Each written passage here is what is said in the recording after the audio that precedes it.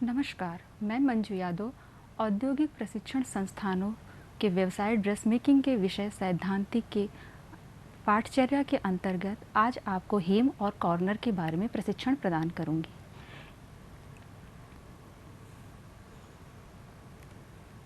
हेम, सबसे पहले हम जानेंगे हेम के बारे में। हेम क्या होता है? कपड़ों के निचले किनारों की फिनिश के लिए हेम की जाती है। हेम क्रिया तुरपाई कहलाती है। जो भी कपड़े होते हैं उनको फिनिश करने के लिए जो उनका अंतिम सिरा होता है उस पर हम तुरपाई करते हैं। बहुत सारी जगहों पर मशीन से सिलाई करना जो है संभव नहीं होता, इसलिए हम तुरपाई करते हैं, वही तुरपाई हेम कहलाती है। हेम अथवा तुरपाई का चयन हमेशा पोशाक के स्टाइल एवं फैब्रिक पर निर्भर करता है। मतलब अगर हम जो भी हेम कर रहे हैं वो हमारे कपड़ों पर कैसा लगेगा ये भी हमें बहुत ध्यान रखना चाहिए और उसी के हिसाब से हमें तुरपाई या हेम करनी चाहिए। हेम या तुरपाई करते समय ध्यान रखना चाहिए कि कपड़ा समान रूप एवं सुंदरता से लटकने वाला होना चाहिए। मतलब कपड़ा में जितना अच्छा फॉल आएगा, जितना लटकन उसकी अच्छी होगी, जितना ज़्यादा वो समान रूप से होगा उतनी अच्छी तुरपाई होगी। उसमें झोल नहीं आना चाहिए, बराबर होना चाहिए। अगर झोल आएगा तो तुरपाई या हेम आपका अच्छा नहीं दिखेगा। हेम या तुरपाई में गांठें नहीं होनी चाहिए तथा फिनिश हेम अच्छी तरह से छिपे हुए होने चाहिए। मतलब जब भी हम हेम करते हैं तो हमारा धागे में कहीं पे भी गांठ नहीं होनी चाहिए, धागा एक सार होना चाहिए। साथ ही साथ जो हम भी हेम के टांके लेते हैं वो बहुत ही फिनिश और छिपे हुए होने चाहिए। अगर वो टांके कपड़े के ऊपर दिखाई देते रहेंगे या धागे में गांठें होंगी तो वो बार बार उलझ जाएंगे, जिस कारण से हेम अच्छी तरीके से दिखाई नहीं देगा। ये जैसे ये देखिए, यहाँ पर ये हेम के कुछ टाइप्स दिए हुए हैं। जितना ज़्यादा फिनिश हेम होगा आपका उतने अच्छे आपके टांके होंगे। तो हेम कपड़ों का जो अंतिम सिरा या फिनिश सिरा होता है, जहाँ पर हम मशीन की सिलाई नहीं लगा सकते हैं, वहाँ पर हम हेम की क्रिया से जो है करते हैं। हेम या अथवा तुरपाई का चयन हमेशा पोशाक के हिसाब से करना चाहिए। मतलब कपड़ों के अकॉर्डिंग ही हमें हेम का चयन करना चाहिए। बहुत बारीक कपड़े हैं तो उसके हिसाब से हमें तुरपाई करनी चाहिए। बहुत ज़्यादा मोटे कपड़े हैं तो हमें ये ध्यान देना चाहिए कि वहाँ पर हम किस तरह की तुरपाई कर सकते हैं। हेम लाइन को चिन्हित करना। अब बारी आती है कि हम हेम लाइन जो करेंगे वो कहाँ पे करेंगे, कैसे करेंगे, किस तरीके से करें। तो हमें उसके लिए सबसे पहले होता है कि हेम लाइन को चिन्हित करना। हेम फिनिशिंग के लिए सबसे पहला चरण है हेम लाइन की मार्किंग करना। मतलब जो भी हमें, जहाँ पे भी हमें हेम या तुरपाई करनी है, सबसे पहले हमें उस जगह की मार्किंग कर लेनी चाहिए। जब तक हम मार्किंग नहीं करेंगे या हमें पता नहीं होगा कि हमें करना कहाँ पर है, हम काम नहीं कर सकते। तो सबसे पहले हमें हेम लाइन को मार्क करना होगा। प्लीटेड स्टाइल को छोड़कर मार्किंग हमेशा पोशाक तैयार हो जाने के बाद की जानी चाहिए। मतलब जहाँ पे प्लीटेड डालते हैं या प्लीटेड कपड़े जो भी होते हैं उन पर हम उनको छोड़ देते हैं। बाकी जब हम पूरे कपड़े तैयार कर लेते हैं उसके बाद हम हेम लाइन की मार्किंग करते हैं। सपोज़ करिए अगर हम स्कर्ट बना रहे हैं या तो उन कपड़ों को छोड़ देते हैं या उन पर हम पहले से ही ध्यान दे लेते हैं कि हमें कितना फोल्ड करना है क्या। लेकिन बाकी की ड्रेसेस, अगर हम एक कुर्ता बना रहे हैं तो हम पूरा कुर्ता फिनिश कर लेंगे, उसके बाद हम हेम लाइन मार्किंग करेंगे कि हमें कहाँ पर तुरपाई करनी है, कितनी तुरपाई करनी है। पैटर्न की कटिंग से पहले हमेशा हेम लाइन की लोकेशन की जांच कर लेनी चाहिए। मतलब जब भी हम पैटर्न कट करते हैं तो हमें इस बात को जो है जान लेना चाहिए कि हमें कहाँ पर हेम करना या तुरपाई करनी है, कितनी तुरपाई करनी है, किस जगह पे तुरपाई करनी। इस बात की जानकारी हम पहले से ही जब पैटर्न की कटिंग करते हैं तो हमें कर लेनी चाहिए। हेम लाइन की मार्किंग के लिए कई तरह की चौक एवं पिन मार्कर का प्रयोग किया जाता है। मतलब हमें हेम लाइन को जहाँ पे भी निशान लगाना है उसके लिए हम पिन का इस्तेमाल कर सकते हैं, मार्कर का इस्तेमाल कर सकते हैं, चौक का इस्तेमाल कर सकते हैं। जैसे कुछ चीज़ें यहाँ पर हमने मेंशन कर रखी हैं, इनकी मदद से हम निशान लगा सकते हैं कि कहाँ पर हमें मार्किंग करनी है, कहाँ पर हेम बना लाइन जो है स्टार्ट करनी है, कितनी तुरपाई लेनी है हमें। तो हेम लाइन चिन्हित करने के लिए हमें हमेशा हेम फिनिशिंग के लिए सबसे पहला चरण है हेम लाइन की मार्किंग करना। प्लीटेड स्टाइल को छोड़कर मार्किंग हमेशा पोशाक तैयार हो जाने के बाद की जानी चाहिए। मतलब कपड़ा जब हमारा पूरा फिनिश हो जाता है, पूरी स्टिचिंग हम कर लेते हैं, उसके बाद हमारी तुरपाई आती है। सबसे अंतिम प्रक्रिया होती है जो कपड़ों को फिनिश करी जाती है। पैटर्न की कटिंग से पहले हमेशा हेम लाइन की लोकेशन की जांच कर लेनी चाहिए। हेम लाइन की मार्किंग के लिए कई तरह की चौक एवं पिन मार्कर का प्रयोग किया जाता है। मतलब हम कई सारी चीज़ों का प्रयोग कर सकते हैं। अब बात करते हैं हेम के प्रकार कि हेम या तुरपाई हम किस तरीके से कर सकते हैं, कितने प्रकार की होती हैं।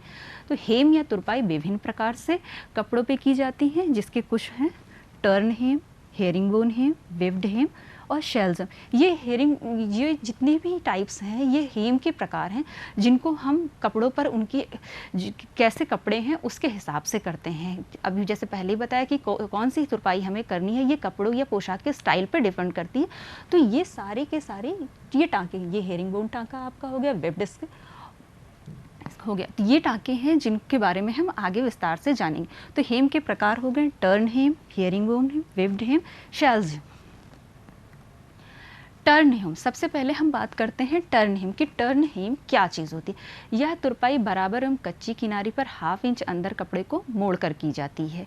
मतलब जो नॉर्मल एक हेम हम लोग या तुरपाई करते हैं, ये वो तुरपाई है जिसमें हम कपड़े को मोड़ करके आधा या चौथाई इंच तक का 1/4 इंच और तुरपाई करते हैं। बहुत ही बारीक तुरपाई होती है, पारदर्शी कपड़ों पर भी की जाती है। जितने भी महीन कपड़े होते हैं, जो आपका पारदर्शी जैसे शिफॉन हो गया, जॉर्जेट, उन पर भी ये तुरपाई की जाती है। इस तरह की तुरपाई का प्रयोग हल्के सूती कपड़ों पर गोल स्कर्ट के लिए अधिक लाभदायक होता है। अभी जैसे कि मैंने बताया आपको कि जितने भी हल्के कपड़े होते हैं या पारदर्शी कपड़े होते हैं, उन पर इस तरीके का हेम करने पर उनकी सुंदरता और बढ़ जाती है और मजबूती भी रहती है। बहुत अधिक भारी कपड़ों पर अगर हम इन्हें करेंगे तो ये उतने अच्छे नहीं, लेकिन बारीक कपड़ों पर 1/4 इंच अंदर की तरफ मोड़ करके हम टर्न हेम बनाते हैं, जो देखने में बहुत, और बनने के बाद ये लगभग इस तरीके से दिखता है। हियरिंगबोन हेम, हियरिंगबोन हेम यह तुरपाई बराबर की जाती है, हम कच्चे किनारे अफिनिश छोड़ जाते हैं। इस तुरपाई में हियरिंगबोन में होता है, हम जब कपड़ों को मोड़ते हैं तो तुरपाई करने पर उसके किनारे अनफिनिश छोड़ जाते हैं और थोड़ी सी बीच में ये होता है। देखिए इस तरीके से हम डेकोरेटिव चीज़ पे बनाते हैं, सेम उसी चीज़ को हम यहाँ पर करते हैं, लेकिन ये देखने में बहुत अच्छा लगता है। आधे इंच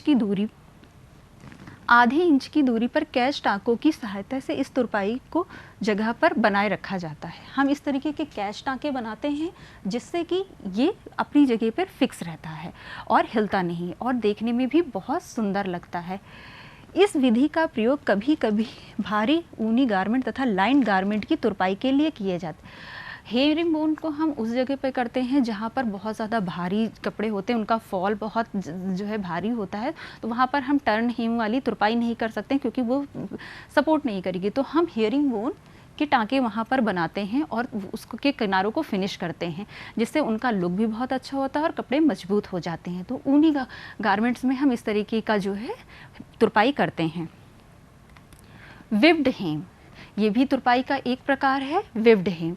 इसके विव्ड हेम बराबर एवं कच्चे किनारों पर ½ इंच की दूरी पर विप्ड टाँके बनाए जाते हैं। इसको बनाने के लिए हम ½ इंच की दूरी पर विप्ड टाँके बनाते हैं। विप्ड टाँके इस तरीके से दिखते हैं, ये देखिए आप, ये हैं विप्ड टाँके। इनको ½ इंच की दूरी पर रख करके बनाए जाते हैं। ये देखने में बहुत सुंदर होते हैं और कपड़ों को मजबूती भी बनाते हैं। विप्ड हेम बनाते समय ध्यान रखना चाहिए कि टाँके कपड़ों की सीधी तरफ दिखाई न दें।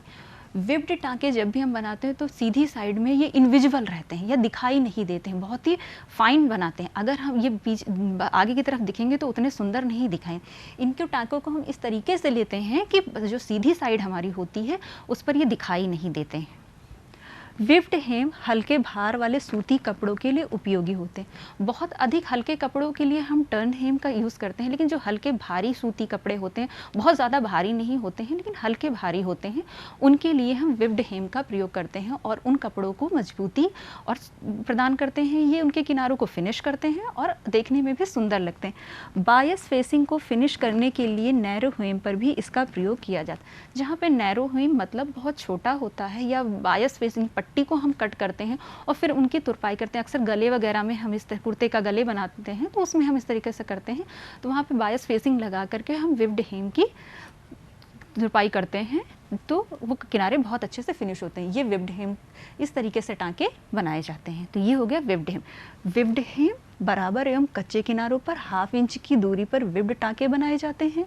विप्ड हेम बनाते समय ध्यान रखना चाहिए कि टाँके कपड़ों की सीधी तरफ नहीं दिखाई दें, जो कि सीधी तरफ ये इनविजुअल होने चाहिए। विप्ड हेम हल्के भार वाले सूती कपड़ों के लिए उपयोगी होती है। बायस फेसिंग को फिनिश करने के लिए नैरो हेम पर भी इसका प्रयोग किया जाता है। तो ये वेब्ड हेम है जो देखने में बहुत सुंदर होते हैं और हल्के जो सूती कपड़े होते हैं उनके लिए उपयोगी होती है। शैल इज़ होम, शैल मतलब ये एक तरीके से आपके कंगूरे टाइप या किनारे की तरह देख रहे हैं आप, एक लेस की जैसी बनती है ये तुरपाई है। ये फैंसी तुरपाई भी कहलाती है। यह तुरपाई हाथ अथवा मशीन दोनों तरह से की जाती है। हम इसको हाथ से भी कर सकते हैं और मशीन से भी कर सकते हैं। ये दोनों ही तरीके से की। हाथ द्वारा तुरपाई करने के लिए किनारों की उल्टी तरफ 1/8 एवं 3/16 इंच तक कपड़े को मोड़ते हैं। 1/8 या 3/16 इंच तक कपड़ों को मोड़ करके हम इस तरीके से इस पर हेम करते हैं। ये देखने में बहुत ही सुंदर लगती है। इसको मशीन से भी हम कर सकते हैं और हाथ से भी कर सकते हैं। इसे बनाने के लिए बारीक सुई का प्रयोग करते हैं। हेम की मुड़ी साइड को पकड़ते हैं एवं दाएं से बाएं कार्य करते हैं। मतलब जितनी महीन सुई होगी उससे हम इस पे काम करेंगे तो इसकी सुंदरता बहुत अच्छी होगी। और इस पे दाएं से बाएं मतलब दाहिने हाथ से हम पकड़कर इसे बाएं हाथ की तरफ लेकर जाते हैं। और ये शेल्स होम का प्रयोग नाइट गाउन को सजाने के लिए तथा फैंसी कपड़ों में प्रयोग किया जाता है। जैसा कि मैंने पहले भी आपको बताया कि ये बहुत ही सुंदर और डेकोरेटिव टाइप की हेम होती है। जो कपड़ों में डेकोरेटिव या सजावटी किनारे फिनिश करने होते हैं वहाँ पे हम शैलेस होम का प्रयोग करते हैं। ये देखने में बहुत सुंदर लगती है और कपड़ों को भी जो है मजबूती प्रदान करती है। तो यह तुरपाई हाथ या मशीन दोनों से की जाती है। हाथ द्वारा तुरपाई करने के लिए किनारों को उल्टी तरफ से 1/8 या 3/16 इंच तक मोड़ते हैं। इसे बनाने के लिए बारीक सुई का प्रयोग करते हैं। यह सजावटी कपड़ों के लिए प्रयोग की जाती है। तो इस तरीके से हमने जाना कि हेम कितने प्रकार से होते हैं। टर्न हेम, हेयरिंग बोन हेम, वेब्ड हेम और शेल्स हेम। ये कैसे बनाए जाते हैं, किन कपड़ों पर हम इन्हें बनाते हैं, किस तरीके से ये अपना कार्य करते हैं। अब हम बात करते हैं मशीन द्वारा। हाथ से हेम करने के साथ साथ कहीं कुछ जगहों पर हम मशीन के द्वारा भी तुरपाई या हेम करते हैं जिससे किनारे फिनिश होते हैं। मशीन द्वारा हेम उन कपड़ों पर किया जाता है जिनमें टाँके आसानी से देखे जा सकते हैं तथा जिससे कपड़ों की बनावट खराब नहीं होती। मतलब जिन कपड़ों में जो का कॉर्नर फिनिश करने पर जो है वो टाँके दिखाई देते रहते हैं और कपड़ों देखने में भी सुंदर लगते हैं, वहाँ पर हम मशीन द्वारा हेम करके कपड़ों के किनारों को फिनिश करते हैं। मशीन के द्वारा हेम गतिशीलता से कम, मेहनत और प्रमुख रूप से मजबूत होते हैं। हाथ द्वारा जब हम हेम या तुरपाई करते हैं तो उसमें टाइम ज़्यादा लगता है, मेहनत ज़्यादा लगती है। और जब मशीन द्वारा करते हैं तो वो हाथ द्वारा किए गए तुरपाई की अपेक्षा बहुत जल्दी हो जाता है और मेहनत भी कम लगती है। तो इसलिए कुछ कपड़े ऐसे होते हैं जहाँ पर हम इनका प्रयोग करते हैं और कपड़ों की सुंदरता को बनाए रखते हैं। मशीन द्वारा की गई सभी प्रकार की हेम करने के दौरान हेम रेखा पर एक समान दूरी पर टाँके लगाना चाहिए। हमें इस बात का हमेशा ध्यान रखना चाहिए कि जब हम मशीन से तुरपाई कर रहे हैं या हेम करने किनारे फिनिश कर रहे हैं तो जो मशीन से टाँके लग रहे हैं वो बराबर दूरी पर लगने। अगर कहीं टाँका बड़ा हो गया, कहीं टाँका छोटा हो गया तो वो देखने में अच्छा नहीं लगेगा, तो वो एक रूपता नहीं आएगी, कपड़ा सुंदर नहीं लगेगा जो है, और वो सामने वाले को जो है आकर्षक भी नहीं बने। तो हमेशा मशीन से जो हेम बनाते समय इस बात का ध्यान रखना चाहिए कि हम मशीन की सेटिंग या उनके टाँके इस तरीके से एडजस्ट करें कि जो भी वो हेम कर रहे हैं वो एक बराबर के। पीको करना जो मशीन हेम का एक प्रकार है। जैसे कि ये देखिए, हम कपड़ों के किनारों पे, स्कर्ट में, दुपट्टों में, इन सब के किनारों को फिनिश करने के लिए पीको करते हैं। पीको मशीन द्वारा एक प्रकार का हेम है जो किनारों को फिनिश करने के लिए किया जाता है। हम दुपट्टों पे तुरपाई भी कर सकते हैं लेकिन उसको हम पीको करते हैं तो उसका लुक देखने में ज़्यादा अच्छा लगता है बस तुरपाई करने के। तो इसी अगर हम मशीन द्वारा फॉल लगाते, फॉल के लिए सबसे अच्छा एक एग्जांपल है फॉल। फॉल जो साड़ियों में हम लगाते हैं तो उसमें तुरपाई करते हैं। अगर हम उसमें मशीन से लगाते हैं तो उतना सुंदर लुक नहीं आता, लेकिन हम हाथ से जब तुरपाई करके फॉल लगाते हैं तो बहुत सुंदर लगता है। तो हमें हमेशा इस बात का ध्यान रखना चाहिए कि किस जगह पर हमें मशीन का तुरपाई अगर या करते हैं या हम किस जगह पर हाथ की तुरपाई करते हैं और कपड़ों को उनसे किस तरीके का फ़र्क पड़ेगा। जहाँ पर मशीन की तुरपाई करनी है, जिनके किनारों पर धागे दिखाई दें, वहाँ पर मशीन का करें, उनसे फॉल बहुत अच्छा लगता है। अगर हम अम्ब्रेला स्कर्ट में तुरपाई करते हैं तो उतना अच्छा फॉल नहीं आता, लेकिन हम अम्ब्रेला स्कर्ट मशीन द्वारा पीको करते हैं तो उसका फॉल बहुत अच्छा लगता है।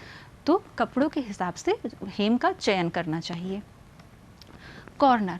अब हम बात करते हैं कॉर्नर के बारे में। कॉर्नर भी कपड़ों के किनारों को फिनिश करने का एक तरीका है। इसमें हम कपड़ों को किस तरीके से फिनिश करते हैं, अभी तक हमने जैसे जाना कि कुछ कपड़ों को हम तुरपाई करके या मशीन द्वारा तुरपाई करके उनको फिनिश कर सकते हैं, लेकिन हम उनको कॉर्नर बना करके भी उनको फिनिश कर सकते हैं। तो आइए हम जानते हैं कि कॉर्नर क्या होता है। कॉर्नर कोना अथवा कॉर्नर वहाँ बनाए जाते हैं जिस जगह पर कपड़े के दो सिरे मिलते हैं। मतलब कपड़ों की जब दो सिरों को हम मिलाते हैं तो उस जगह पर जो बनता है वो होता है कॉर्नर। ये हिस्सा, अगर हम कपड़े को फोल्ड करते हैं या ये दो सिरे हमारे कपड़े के मिल रहे हैं तो ये हमारा कोना या कॉर्नर होगा। इसको कैसे फिनिश करते हैं उसके बारे में हम जानेंगे। कोनों के मिलने वाली जगह पर कई परतें होती हैं। इस जगह पर कई परत हो सकती हैं, कई तरह के कपड़े हो जाते हैं।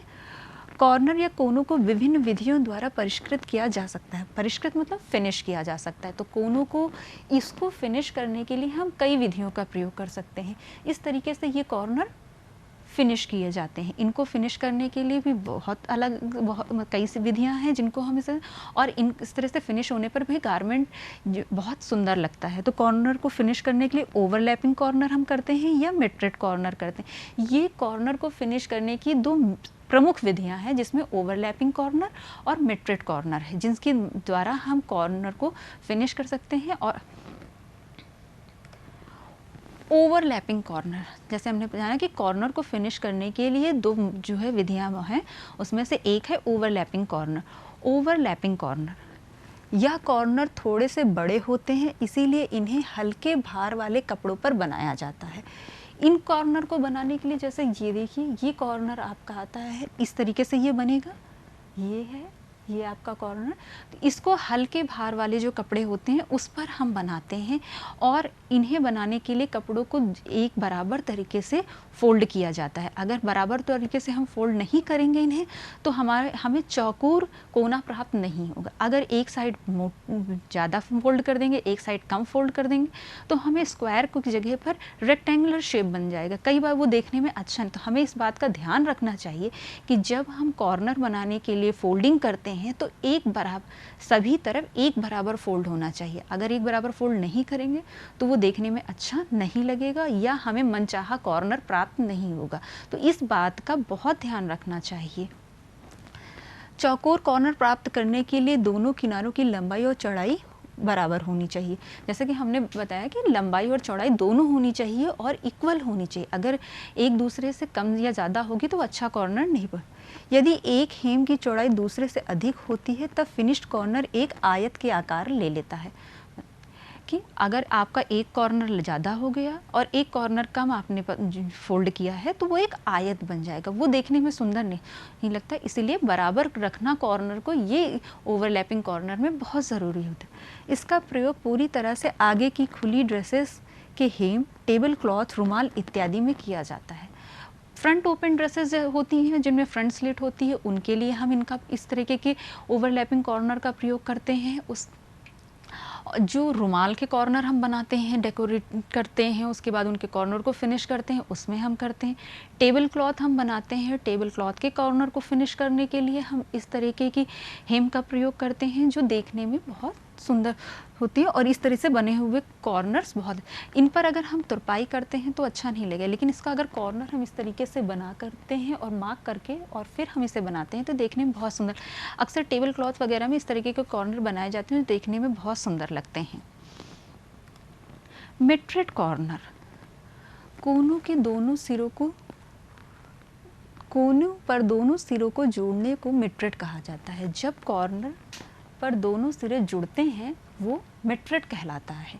ये बहुत ही सुंदर लगता है और इस तरीके से कॉर्नर को फिनिश करने से कपड़े की खूबसूरती बहुत बढ़ जाती है और ये बहुत ही प्रसिद्ध कॉर्नर है। लोग इसको बहुत अच्छे से बनाना पसंद करते हैं।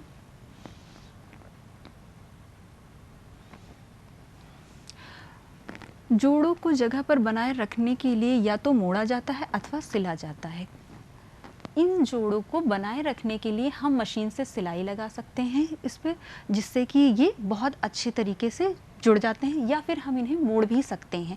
इससे मिट्रेड कॉर्नर बनता है। मिट्रेड कॉर्नर ज़्यादातर बेडशीट्स वगैरह में बनाने में बहुत अच्छा लगता है, रुमाल के किनारों में या टेबल क्लॉथ में भी ये बहुत अच्छी तरीके से बनते हैं और इसे बनाना बहुत आसान होता है। मिट्रेड कॉर्नर को 2 दिशाओं में परिष्कृत किया जाता है। जब मिट्रेड पीस कॉर्नर के चारों ओर होता है तो इसे बाहरी कॉर्नर कहते हैं। मिट्रेड कॉर्नर दोनों दिशाओं में परिष्कृत किया जाता है, मतलब फ्रंट में, बैक में, दोनों तरफ इसको जो है हम फिनिश करते हैं और देखने में बहुत सुंदर लगता है। मिट्रेड पीस कॉर्नर के चारों ओर होता है तो इसे बाहरी कॉर्नर कहते हैं। हम पूरी साइड में इसे लगाते हैं तो ये बहुत सुंदर लगता है और ओपन या बाहरी कॉर्नर कहलाता है। तो मिट्रेड कॉर्नर दोनों सिरों को जोड़ने, मिट्रेड कॉर्नर पर दोनों सिरों को जोड़कर मिट्रेड कहा जाता है। जोड़ों को जगह पर बनाए रखने के लिए या तो मोड़ा जाता है अथवा सिला जाता है। मिट्रेड कॉर्नर की 2 दिशाओं में परिष्कृत किया जाता है। जब मिट्रेड कॉर्नर के चारों ओर होता है तो इसे बाहरी कॉर्नर कहते हैं। ये आपका मिट्रेड कॉर्नर, ये कॉर्नर पर एक ट्रायंगल सी सिलाई आती है जो देखने में बहुत, इस तरीके से आपका कॉर्नर बनता है, तो ये देखने में बहुत सुंदर लगता है। बैंड से साथ मिट्रेड कॉर्नर कपड़ों के आकार में वृद्धि हो जाती है। हम एक बैंड पट्टी लगा करके अगर मिट्रेड कॉर्नर बनाते हैं तो उससे कपड़ों की लेंथ बढ़ जाती है और कपड़े अच्छे भी लगते हैं। कई बार हम होता है कंट्रास्ट कलर के कपड़ों की पट्टी लगा करके डेकोरेशन के पर्पज़ से भी इसका यूज़ करते हैं। फ्लैप टेप अथवा रिबन की सहायता से मिट्रिक मुख्यतः कपड़े की सीधी तरफ सजावटी प्रभाव के लिए की जाती है। इसमें कपड़े का साइज समान रहता है, कपड़े का साइज समान रहता है, लेकिन हम रिबन लगा करके या फ्लैप लगा करके कपड़ों को फिनिश करते हैं और देखने में ये बहुत सुंदर लगता है। इसमें कपड़ों के साइज़ नहीं बदलते हैं। सपोज़ आपका ये कपड़ा है, इस कपड़े पर ही हम रिबन लगा के पलट देंगे और कॉर्नर बना देंगे। इससे कपड़े की लेंथ हमारी नहीं बदलेगी, लेकिन कपड़ा देखने में हमारा सुंदर लगेगा, उसके कॉर्नर बहुत अच्छे से फिनिश हो जाएंगे जो अट्रैक्टिव दिखेगा। तो यहाँ पर अगर हम फ्लैप लगा करके सीधे उसे पलट करके लगा देते हैं, अगर इस तरीके से सीधे, आप सपोज़ करिए ये आपका पूरा कपड़े का पीस है और आपने सिर्फ रिबन लगा के इसे पलट दिया, तो ये आपका फिनिश कॉर्नर हो जाएगा, देखने में सुंदर लगेगा। इसे हम कपड़े से डिफरेंट कलर का लगा सकते हैं, सजावट के लिए लेस की तरीके से भी हम इसको लगा सकते हैं, लेकिन इससे कपड़े के साइज़ में कोई फ़र्क नहीं पड़ेगा। बायस फेसिंग के साथ इसका प्रयोग मुख्यतः वी आकार या चौकोर आकार के नेक लाइन को फिनिश करने के लिए किया जाता है। वी नेक या स्क्वायर नेक को फिनिश करने के लिए हम मिट्रेड कॉर्नर का प्रयोग करते हैं। इसमें हम ऑरेप पट्टी या बायस फेसिंग का प्रयोग करते हैं और ये बहुत अच्छे से फिनिश हो जाता है और देखने में भी सुंदर लगता है। इसका प्रयोग बॉर्डर पर सजावटी प्रभाव देने के लिए अथवा लंबाई को अल्टरेशन के लिए भी किया जाता है। कई बार होता है कि हमें कॉर्नर को बहुत अट्रैक्टिव बनाना है, जैसे पहले भी मैंने बताया कि लेस या स्ट्रिप लगाकर इस तरीके से हम उसको सजा सकते हैं। कई बार ऐसा भी होता है कि कपड़ा हम जो भी बनाते हैं वो थोड़ा छोटा हो जाता है और उसकी लंबाई को कैसे बढ़ाया जाए ये हमें, तो वहाँ पर मिट्रेड कॉर्नर बहुत फ़ायदा करता है। हम पट्टी लगा करके मिट्रेड कॉर्नर बना करके उसको कॉर्नर फिनिश कर देते हैं, जिससे उसकी लेंथ भी बढ़ जाती है और कपड़ा देखने में भी सुंदर लगता है। ज़्यादातर बेडशीट्स या टेबल क्लॉथ वगैरह में हम इस तरीके से, हाँ कई बार हम लोग इसे सर्किल कपड़े में भी बना लेते हैं, लेकिन वहाँ पर वो उतना अच्छा फिनिश नहीं देता है जितना अच्छा फिनिश ये टेबल क्लॉथ या स्क्वायर शेप कॉर्नर्स बनते हैं। दुपट्टों के फिनिश बनाने के लिए हम इसे बहुत अच्छे से प्रयोग करते हैं और दुपट्टों में लेस लगाते हैं, जिस लेस लगा करके या अलग तरीके के रिबन या पट्टी लगा करके हम इसको फिनिश कर सकते हैं। तो देखने में ये बहुत सुंदर लगता है, दुपट्टों की लेंथ भी बढ़ जाती है। तो हमने जाना हमने कॉर्नर के बारे में जाना कि कॉर्नर क्या होता है, क्यों बनाया जाता है, कितने टाइप्स से बनाए जाते हैं और किस तरीके से बनाए जाते हैं। कोने अथवा कॉर्नर वहाँ बनाए जाते हैं जिस जगह पर कपड़ों के 2 सिरों को मिलाते हैं। कोनों के मिलाने वाली जगह पर कई परतें होती हैं। कॉर्नर या कोनों को विभिन्न विधियों द्वारा परिष्कृत किया जाता है। कोनों को बनाने के लिए कौन सी 2 विधियाँ, ओवरलैपिंग और मिट्रेड। ओवरलैपिंग कॉर्नर कैसे बनाए जाते हैं, इनका यूज़ कहाँ पे किया, किस लिए ये ज़रूरी होते हैं, ये हमने इसमें जाना। इनको बनाने के फ़ायदे क्या हैं। मिट्रेड कॉर्नर कैसे बनाए जाते हैं, किस तरीके से बनाए जाते हैं, इनको बनाने से हमारे गारमेंट में क्या चेंजेस होती हैं, ये हमने जाना। ये हम कपड़ों को कई तरीके से फिनिश कर सकते हैं। हम तुरपाई करके फिनिश कर सकते हैं, हम कॉर्नर बना के फिनिश कर सकते हैं, लेस लगा के फिनिश, विभिन्न तरीके से फिनिश कर सकते हैं। मेन हमारा एक फोकस होता है कि हम कपड़ों को जो हमें बनाना है कितना हम आकर्षक बना सकते हैं और किस तरीके, तो हमें इस बात का हमेशा ध्यान रखना चाहिए कि कहाँ पर किस तरीके की कॉर्नर फिनिश या फिनिशिंग को हमें इस्तेमाल करना है, कहाँ पर हमें तुरपाई को इस्तेमाल करना है, कहाँ पर हमें मिट्रेड कॉर्नर बना करके कपड़े का लुक चेंज करना है, कहाँ पर हम उसे ओवरलैपिंग कॉर्नर बना करके, ये हमारी क्रिएटिविटी पर डिपेंड करता है। इस बात पर डिपेंड करता है कि हम कितना ज़्यादा कपड़ों को अच्छा बना सकते हैं कि सामने वाला देख करके एक नज़र में उसको पसंद कर ले। तो ये सारे कपड़ों को फिनिश करने की अलग अलग, उनकी किनारों को फिनिश करने के लिए एज फिनिश करने की विधियां हैं जिनको हम अलग अलग जगहों पर अलग अलग तरीके से इस्तेमाल करते हैं। फिर हमने जाना कि बैंड या लगा करके मिट्रेड कॉर्नर के माध्यम से कैसे हम कपड़ों के साइज को चेंज कर सकते हैं या उनके लुक को चेंज कर सकते हैं। प्रशिक्षण का सारांश, आज के प्रशिक्षण में हमने जाना हेम के प्रकार, हेम का प्रयोग, कॉर्नर और कॉर्नर का प्रयोग। तो एक बार हम लोग फिर से देख लेते हैं कि हमने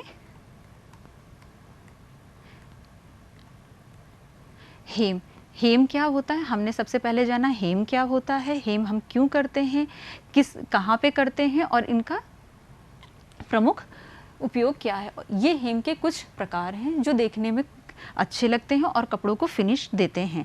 हेम को चिन्हित करना, हेम बनाने से पहले हेम को चिन्हित करना बहुत ज़रूरी है। अगर हमें पता नहीं होगा कि हेम कहाँ पे बनाना है या हेम तुरपाई कहाँ से करनी है तो वो हमें नहीं, जो है हम कपड़े का लुक ख़राब हो जाएगा। इसलिए हमें ये बात पता होनी चाहिए कि हमें कहाँ पर तुरपाई करनी है। और तुरपाई हमेशा उन जगहों पर की जाती है जहाँ पर मशीन की सिलाई लगाने से उनकी फिनिश अच्छी नहीं आती है। फिर हमने जाना हेम के प्रकार, हेम कितने प्रकार से की जाती है। हेम या तुरपाई हाथ द्वारा टर्न हेम, हेरिंगबोन हेम, वेब्ड हेम, शेल्स हेम, ये हेम के प्रकार हैं जो हम हाथ के द्वारा करते हैं और जिनसे कपड़ों को सुंदर बनाते हैं। फिर हमने जाना टर्न हेम के बारे में कि टर्न हेम कैसे बनती है, किस तरीके से बनती, किन कपड़ों पर हमें पता। तो यह तुरपाई महीन और पारदर्शी कपड़ों के लिए प्रयोग की जाती है। हम ज़्यादातर इन तुरपाई का प्रयोग करते हैं। हेरिंगबोन हेम भारी कपड़ों पर या वूलन कपड़ों पर की जाती है, जिनसे क्योंकि वो कपड़े भारी होते हैं, उनका फॉल बहुत अधिक होता है, तो ऐसे टाँके हम लगाते हैं जिनसे कि वो कपड़ों के जो है कॉर्नर जो है सेफ रहें, वो खुले नहीं। अगर हम उसमें हल्की तुरपाई या टर्न हेम जैसी तुरपाई लगा देंगे जो बारीक होती है तो वो कपड़ों को जो है भार को संभाल नहीं पाएगी, इसलिए हम इसमें हेरिंगबोन हेम करते हैं भारी कपड़ों के लिए। वेब्ड हेम के बारे में हमने जाना कि वेब्ड हेम हम कहाँ पे करते हैं, ये कपड़ों के लिए किस तरीके से ज़रूरी, किन कपड़ों पर की जाती है। शेल्स हेम, ये डेकोरेटिव हेम है जिसको हम फैंसी कपड़ों पर करते हैं। मशीन द्वारा हेम किन कपड़ों पर की जाती है, हमने इसके बारे में भी जाना कि जिन कपड़ों के टाँके दिखाई देते हैं उन कपड़ों पे की जाती है। फॉल अच्छा आता है लेकिन इनके टाँके एक बराबर के होने चाहिए। फिर हमने बात की कॉर्नर के बारे में। कॉर्नर क्या होते हैं, कहाँ पे किए जाते हैं, किस तरीके से किए जाते हैं, कौन कौन से कॉर्नर होते हैं। ओवरलैपिंग कॉर्नर, मिट्रेड कॉर्नर होते हैं। ओवरलैपिंग कॉर्नर कहाँ पे किया जाता, ओवरलैपिंग कॉर्नर की बनाने के लिए हमेशा दोनों साइड के कपड़ों को एक बराबर होना चाहिए, तभी हमें एक स्क्वायर कॉर्नर मिलेगा। अगर हम एक भी तरफ की जो है फोल्डिंग कम या ज़्यादा कर देंगे तो हमें स्क्वायर की जगह आयत मिलेगा। फिर हमने बात की मिट्रेड कॉर्नर के बारे में। मिट्रेड कॉर्नर सबसे ज़्यादा पसंद किया जाने वाला कॉर्नर है जो कपड़ों की खूबसूरती को भी बढ़ाता है और कपड़ों की हाइट या लेंथ को भी इंक्रीज़ करता है। कहाँ पे किए जाते हैं, किस तरीके से किए जाते हैं, ये हमने जाना। जो भी प्रशिक्षण मैंने आपको दिया है वो मैंने ड्रेस मेकिंग की थ्योरी जिनकी लेखक प्रिया गर्ग हैं, नीलकंठ पब्लिकेशन से और भारत स्किल वेबसाइट से प्राप्त की हुई जो है मटेरियल से आपको दी हुई हैं। और आपको अपनी तरफ से मैंने पूरा बताने की कोशिश की कि हेम क्या होता है, कॉर्नर क्या होता है, इसको हम किस तरीके से इस्तेमाल करते हैं, कि इनको इस्तेमाल करने से कपड़े कैसे लगते हैं। आशा करती हूँ कि मैंने जो भी प्रशिक्षण आपको दिया है आगामी भविष्य में वो आपके लिए मददगार साबित होगा। धन्यवाद।